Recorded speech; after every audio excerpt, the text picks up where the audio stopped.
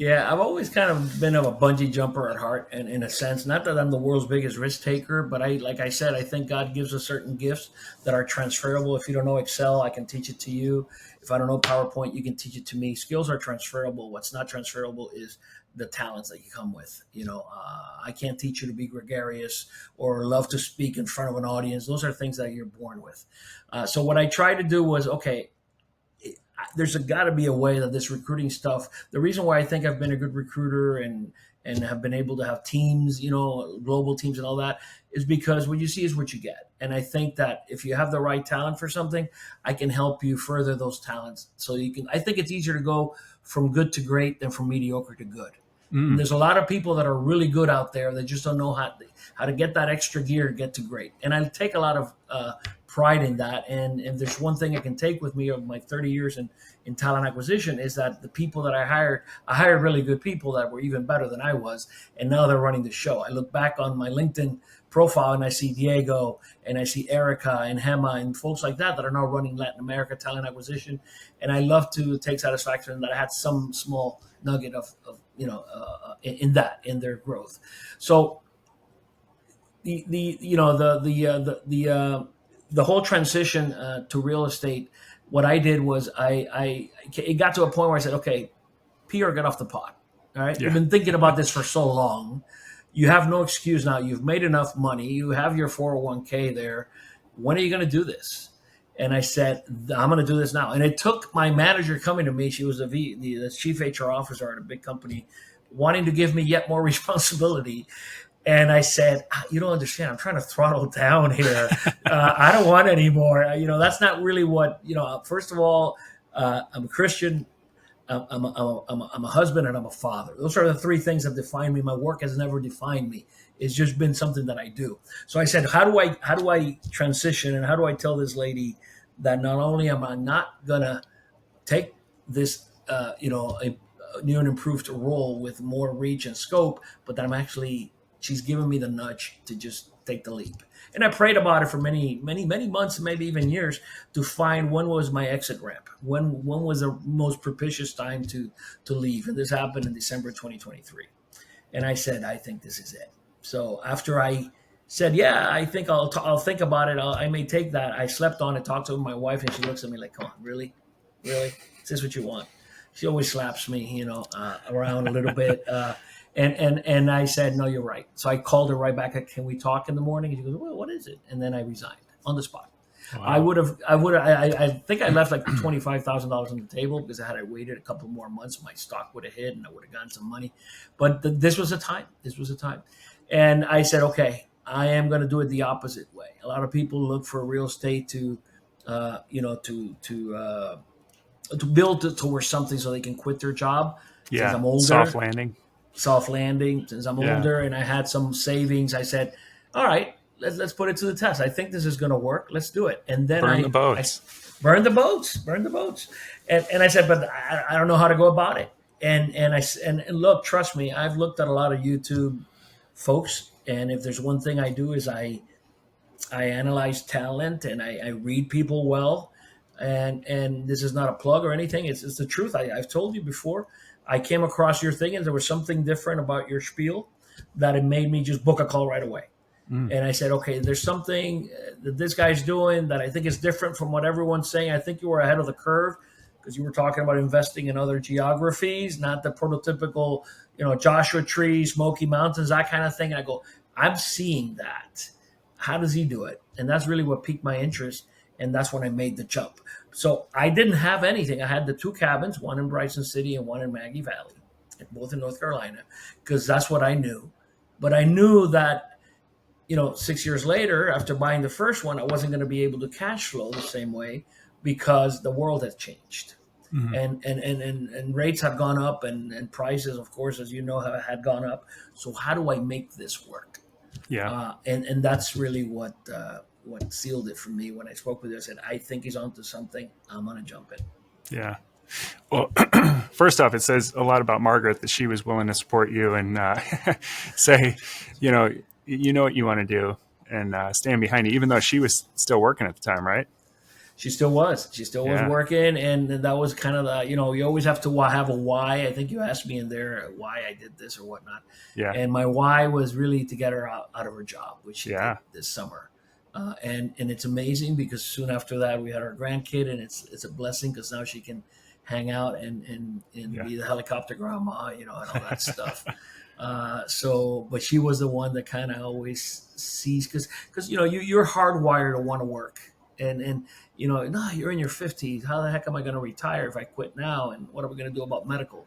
God provides, and Yeah. if you're healthy, which is the main thing, you'll figure it out. So, was what this has done for me, and I may be answering questions that you might want to ask, is that it's allowed me to also rethink my retirement, you know, uh, status, or what I Hmm. plan to do with retirement. How Because if I so? have this money, if I have this money coming in from rentals, I don't necessarily have to wait to get more money from retirement. I can do that even that earlier, because although I'm going to get a little less by retiring at 62, which I completely plan to do, I can offset any losses by not waiting a little longer by the money that is coming in through my short-term rentals. Mm. So it's a win any way you look at it. I don't want to give financial advice. That's not what I do.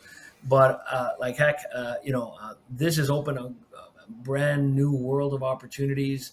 I was able to quit my job. My wife, a year later, was able to quit hers, and I think we're on our way. And now it's just to find the funds to keep doing it over and over again. Because Yeah. once you get the itch, you can't help but scratch. Yeah. That's funny you bring that up about retirement, because I've had a very similar perspective shift on it. We're trained to think of working and retirement. It's like Yeah, two polar opposites. Like you're either working or you're just sitting there in retirement. It's like you can, as I've grown cash flow, I realized this is like an income that will be consistent forever. Like, so that's right. I don't actually need to build up this giant nest egg that I'm going to draw on until I die. I have enough income now that I'm actually good. Like, so does that mean you're retired? Well, to me, it just means you can do the things that you love doing on a daily Exactly right. basis, Exactly right. and gives you flexibility. And there's no age attached to that. It's just really a cash flow number that you get to where you can support yourself. Yeah, So 100%. I don't yeah, see it as retirement at all. I mean, if I had all the money in the world, if I were, Elon Musk, I'd be probably a Walmart greeter just saying hello to people, yeah, for yeah, free, So it's not retirement at all. It's just redirecting your energies and your passions to something else, yeah, right? And if you're good at it, again, like I always told my daughters, they're all different. One is a marketeer, one is a wordsmith. She's an editor, and one is a finance person. And they always would come to me since I'm the recruiter, saying, "Dad, what do you think I should do?" And I'm like, "I don't know. Find something that you don't suck at. Find something that you don't that you're great at, and yeah, and you'll always love it." And it's true, they do. They each love their own lanes that they're in, because, like I said, it's better to be the world's best ditch digger than the worst doctor. Don't try you. So we're hardwired for certain things. Your hmm, job in life should be to find those things that you're hardwired with. If you don't like, chemistry, you're probably not going to be a chemist or a doctor.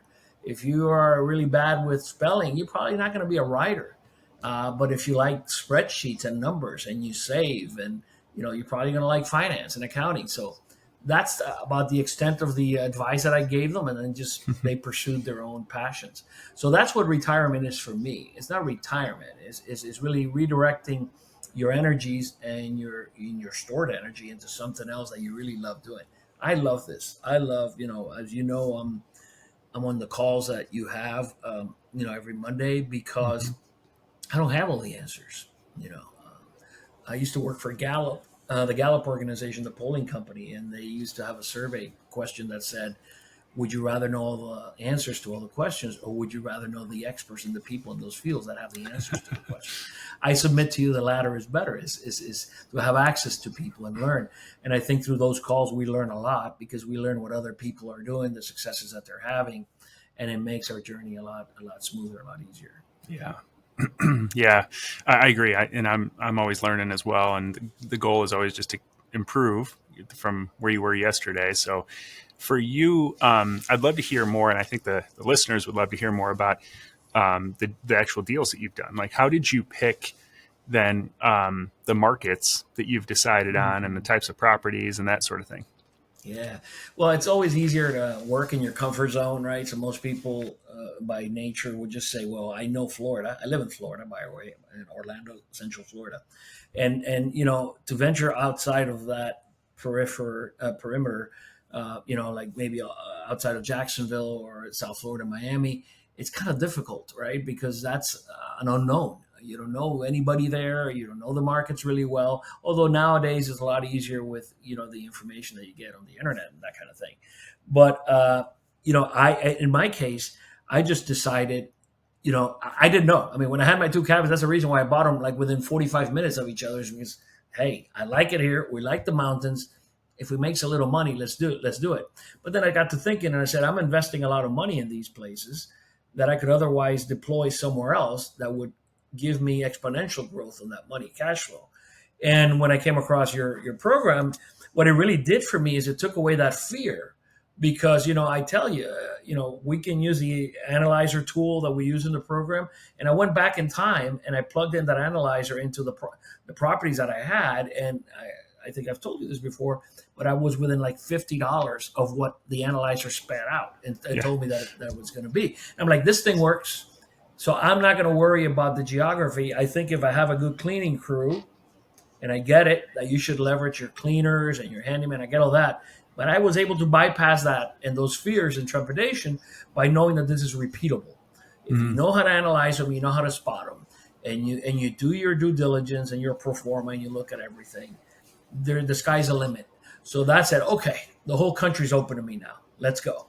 Now, I had the freedom of not having Zoom calls like I used to, and I love driving, I bought a little hybrid that does 50 miles an hour, a gallon, so I'm all over the place. And I said, this Kirby guy, he's having a lot of success in Michigan City. Let's go there, and let's check it out. And, of course, I had already researched Michigan City. I mean, you mean to tell me that this beach bum from South Florida, that you have a beach up there? Come on. Well, it's snowing today. Yeah, well, I didn't believe it, even though I went in the summer. And then I went to Washington Park Beach, and I go, this is a beach. Yeah. There's just no salt in the water, but this is a beach. There's a lighthouse. There's a ton of people here.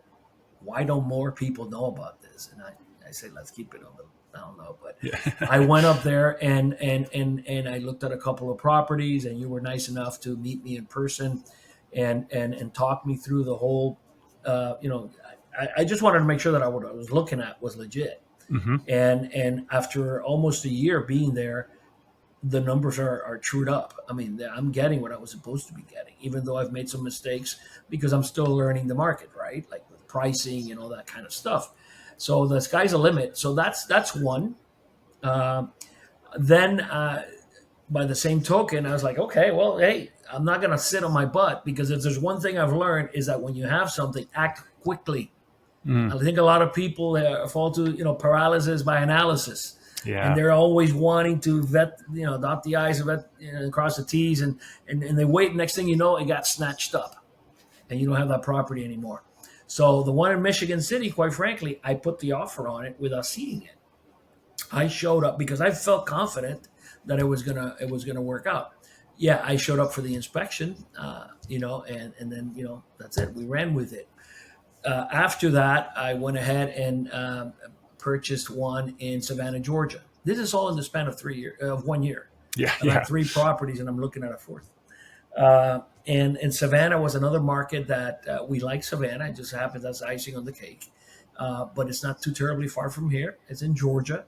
Again, a different state, different rules and regulations, but the same thing applies. You plug in your analyzer, you look at the geographies, you look at your comps and all the things that that program teaches, and you feel confident that you're making a smart buying decision. And that's working out. And actually, it surprised me a little bit. I'm going there after this call today, as I mentioned to you, just to put up some Christmas decorations. My wife is great about that. And, it's amazing. It's amazing that I can talk about putting Christmas decorations in the middle of December. All my friends are working and all that stuff. That's, so that's one. And then just 2 weeks ago, I like Georgia in general.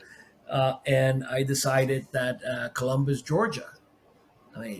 Columbus, Georgia, really? I thought it was Ohio, Columbus, the only Columbus we had. No, Columbus, Georgia has Fort Benning, as you well know, close by. And I said, this is, and that's one of the things that we learned in the program. I'm not going to go over every detail, but it has an influx of people on a weekly basis who want to see the 120 folks, 20,000 folks that are stationed there, and you still have a nice historic downtown.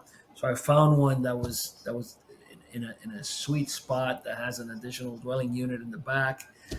And I said, man, this is the one. Let's go. Let's do it. So, and I think it's going to do great. So Yeah. that's kind of the, and I'm now looking at something else. It's crazy. My wife's like, aren't you going to slow down? And we're like, no, because I love this. And the key, I think, Herbie, is, once you have your portfolio, you can stand back and look at it and say, okay, that one may not be performing as much as I would like it to.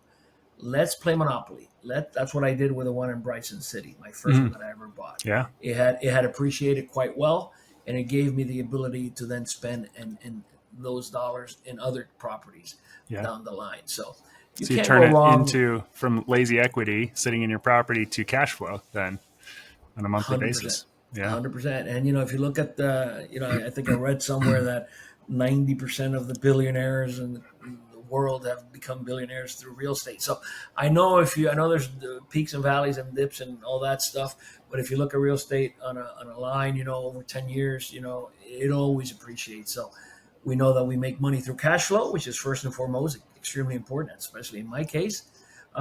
Then you have the depreciation that you can take on your taxes, the appreciation, and the principal buy down. So there's a lot of ways that you win in real estate. It's just that of all those ways, I think short-term rentals, after really looking into everything, it's the way to go. And that's the route that I've chosen. That's awesome. And there's a couple things that kind of stood out that I want to emphasize there that you said is number one is around running the numbers. And we always emphasize running conservative numbers so that, in a worst case scenario, it still makes sense for you and that deal still performs. And then the other thing is a lot of people just think of, a property, a short-term rental is going to perform how a short-term rental performs in that market. But you guys have you do an incredible job. You design it well, you run it well, you're good to your guests. All the things they should seem common sense, but a lot of people are just in this to make a buck. And it's like, I'm just going to do the minimum and try to make as much as possible and, charge the guests for every little thing. And, they don't do it the right way. And so the performance suffers as a result. So it's incredible how when you do the right thing, and you've run the numbers well, it works, and it performs 100%. really well going forward. 100%. So. That's a great point. And I think that, anything worth doing is worth doing well, as the adage goes. I don't think that I'm average. I don't think any of the people that I've met in the program are average. So when we do our pro forma and we do our due diligence with our analyzer, we look at average and we use those average numbers and we plug them in because the way I see it, that's worst case scenario. I know I'm not going to be average. Yeah. And I have 299 reviews and 299, 297 have been 5 stars and 2 have been 4 stars. And sometimes I lose sleep at night because of that. But very competitive. But you're right. I mean, you analyze it, you use the numbers, but I think the rest, really anyone can do it. If you pay attention to detail, whereas 7 to 10 years ago, you could just throw a cot and a cooler and have a nice view and you'd cash flow. Now the world has changed and there's more competition. Right. But still, I mean, in the markets that we're investing, I look at the comps right around me and I see they're crushing it. They're doing well. And I'm like, oh my God, if they would just throw a better couch with maybe a TV there and do something here, we could really do much better. And so I think it's not difficult to do. I think it's repeatable. I think what the program has shown is, the ways that we can, improve the mousetrap, right? And the things and the tweaks that we can make that are going to make us not be average. But to your point, I am like you. When I do my analysis of any property, I plug in the average to slightly below average, 50th percentile, kind of thing, so that I know if the worst happened, I would still cash flow and cash flow well. And so far, so good. And the 3 properties that I've purchased since joining, they're right on there, and one is doing better than that. Yeah. It's not rocket science, man. You just gotta. And again, it's like we're in a customer service kind of business. If you like hosting, and if you don't, find somebody that's better than you at it. Maybe get a virtual assistant when you get more than 3 or 4, that kind of thing. But I just enjoy it. I manage things myself with the help of some of the systems that you teach in the program that kind of streamline conversation and all that kind of thing. But I'm very hands on, and I think that's a recipe for success.